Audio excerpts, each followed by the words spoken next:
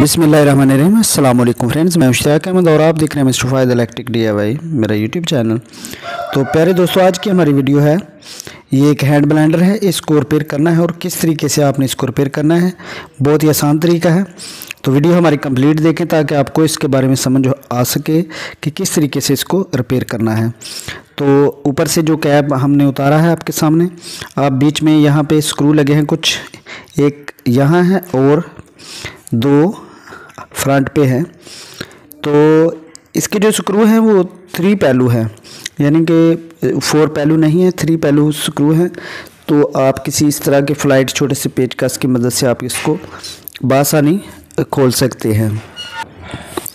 तो यहाँ से आपने इसको खोल लेना है।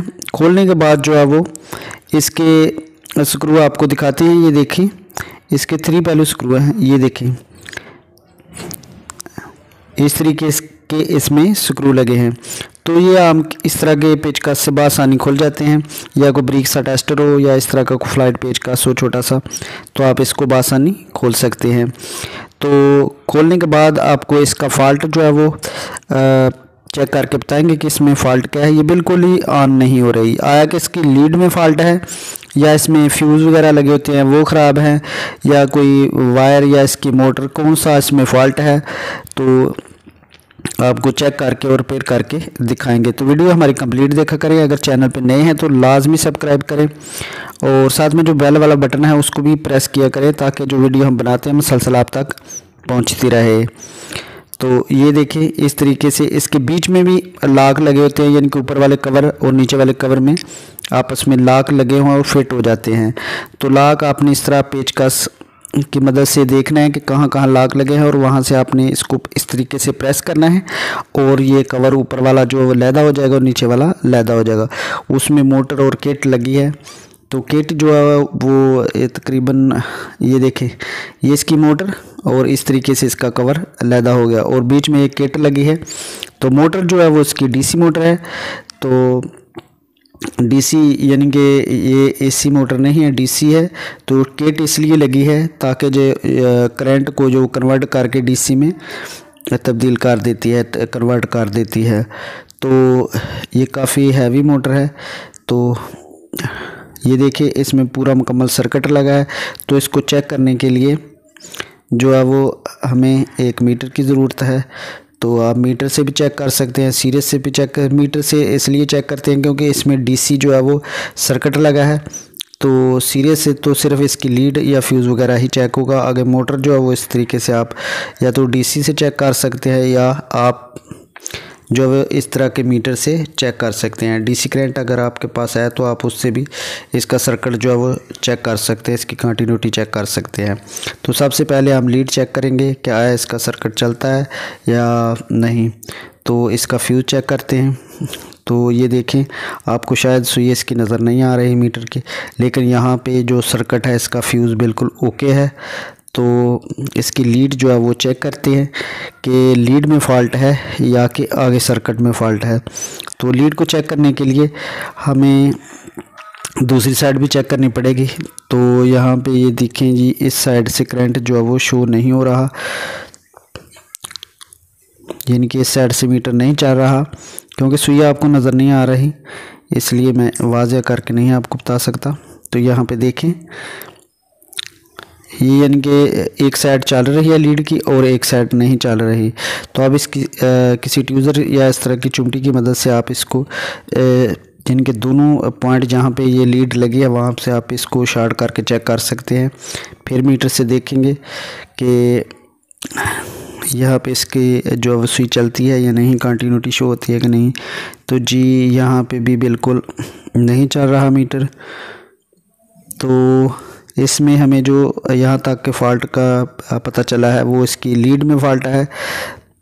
तो मेरे ख़्याल में इसका स्विच या इसकी लीड जो है वो ख़राब होगी। तो यहाँ इसके जॉइंट वगैरह लगे हैं वो चेक करते हैं। तो साथ में ज़्यादातर जो लीड है वो यहाँ पे यानी कि बाहर निकाली गई होती है, वहाँ से अक्सर क्रैक हो जाती है इस तरह की। तो ये देखिए ये स्लीव यहाँ पे लगी है और यहाँ से ये लीड इसकी अंदर से जो स्लीव के अंदर से क्रैक हो चुकी थी। तो ये क्रैक होने की वजह कि ये लीड जो है वो सिल्वर की है, यानी कि इसके अंदर जो वायर है वो बिल्कुल नाकस और पाउडर बन चुकी है। देखने की तो बिल्कुल ओके जॉइंट लग रहा था, लेकिन जब इसको उतारा तो देखा कि अंदर से जो वायर है वो बिल्कुल पाउडर बन चुकी थी, यानी कि सिल्वर की इसमें वायर लगी थी। तो अब इसको थोड़ा सा काट कर आगे जो है वो इसकी सप्लाई चेक कर लेंगे और फिर देखेंगे कि मोटर चलती है या नहीं। तो यहाँ से यानी कि दोनों आप इसको यानी कि स्क्रैच करके ऊपर से पीवीसी रिमूव करके आप देख सकते हैं। यहाँ से हमने लीड उतार ली थी और इस तरीके से आपने दोनों साइडें जो इसकी स्क्रैच करनी है। हो सके तो आप इसको नई ही डालें, क्योंकि ये सिल्वर वाली है और फिर कभी इसमें फॉल्ट आ सकता है। तो हम सिर्फ अभी चेक ही करेंगे और लीड जो है इसमें हम नहीं डालेंगे। तो यहाँ से इसकी साउंड जो है वो आपको आ रही है कि लीड बिल्कुल ठीक है। सिर्फ और सिर्फ इसकी यहाँ जॉइंट लगे थे, वहाँ से ये ख़राब हो चुकी थी, यानी कि स्पार्क हो चुकी थी लीड।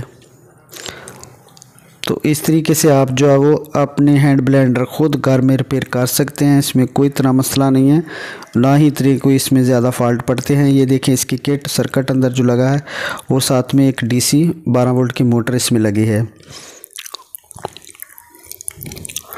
तो ये 220 पे चलती है, लेकिन सर्किट जो इसका अंदर बनाया गया है इस मोटर को करंट देने के लिए वो डीसी में कन्वर्ट कर दिया गया है।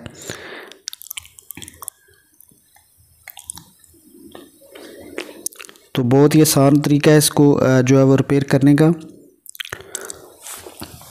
आप घर में इस तरीके से खोल कर इसको बासानी जो है वो रिपेयर कर सकते हैं। तो अब दोबारा हमने जॉइंट लगा लिया है और इसकी कंटिन्यूटी चेक करते हैं। तो ये बिल्कुल A1 है।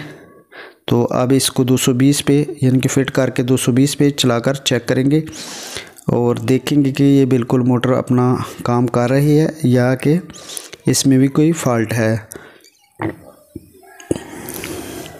तो फटाफट इसको जो है वो फ़िट कर लेते हैं।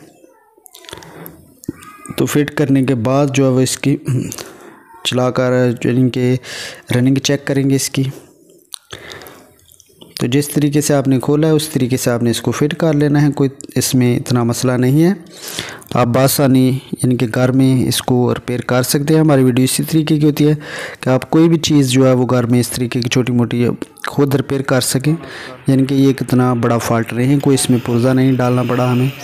तो ये देखें, अब इसको चेक करते हैं, आपको दिखाते हैं। तो अल्हम्दुलिल्लाह ये देखें यहाँ पे ये A1 चल रही है। तो फॉल्ट सिर्फ इसकी लीड का था। तो ये अंदर से क्रैक हो चुकी थी, इसलिए फॉल्ट ट्रेस करना काफ़ी मुश्किल था। तो आप इस तरीके से कोई भी चीज़ जो है वो चेक कर सकते हैं।